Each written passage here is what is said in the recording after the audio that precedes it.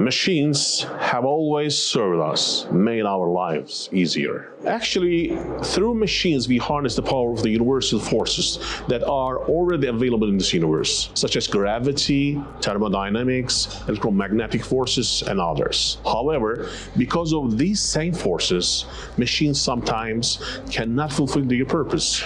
They fail. Gravity, friction, magnetism, and thermodynamics negatively affect them and damage the machine. We call this situation failure. Failure is an inevitable fact. You cannot stop it forever because you cannot separate the machines from these forces. But you can manage the failure, postpone it, minimize it, and lower its damage. Failure is something you should fight because with failure you lose time and money and quality and quantity. Failure causes more risk for people, machines, and the entire system. Since the beginning of the machines, people have developed different methods to fight failure. Reactive method was the first one. It means run until failure, then repair it. Preventive method is another one. It's time-based maintenance, something like changing some parts of the machine regularly to keep the machine young and fit. And with the development of the monitoring techniques, continuously monitoring the machine's condition and acting based on the condition become popular. With the development of the computer smart sensor, people recognize that the failure can be predicted before it happens or becomes significant. They developed predictive maintenance methodology.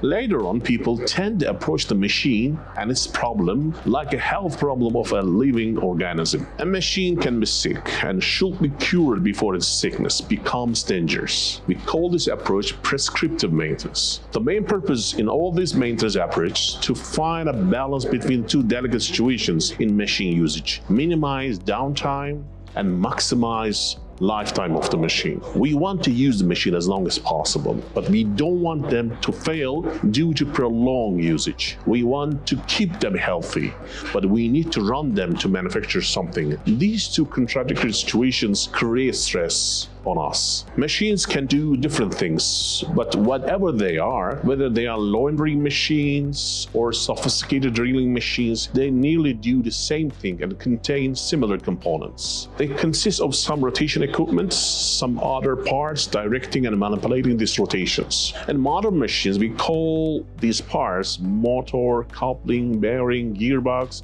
shaft, and load. The purpose of the machine can be different. Maybe it can be a fan or pump or whatever. And these parts can fail and cause the entire system to shut down. The problem is, how can we understand if these parts are faulty or not? Can we learn if they have a problem as early as possible before the problem becomes very big and incurable?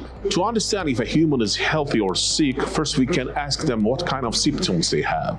Maybe they had a headache or fever. These can be the first symptoms that help us to understand what kind of ailment it could be. Humans talk. What about machines? Machines can also talk. Machines talk to us with the data they produce. When a machine starts operating, it generates some data because of the same universal forces. They create vibrations, sound, temperature, electromagnetic signals, and with the change in the fluid, they can tell us more about their health situation.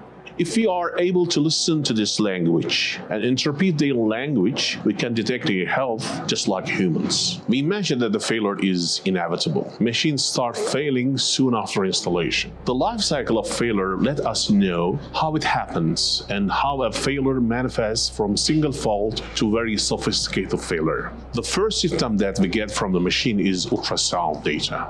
Ultrasound is high-frequency sound beyond our ears' hearing capacity. Then vibration is a second vital symptom that allows us to understand if there is a problem. Vibration can even give us a hint about the future of the problem. But as in the graphic, we have to detect a problem in this blue area before it's too late. The blue area is where detecting the problem is very difficult, but solving it is very cheap. In the red area, we can detect a problem with even the naked eye, just by touching the machine and hearing the noise coming from it. But it's too late for many things. Any fault can cost just $10, and 1 hour of stopping can become a fatal damage, costing $1 million and causing a month of unplanned stoppage in the whole factory. Machines are an indispensable part of our civilization. Their health and performance directly impact our lives. We should keep them healthy, like trying to keep ourselves healthy. We should do our best to understand their language and let them talk to us.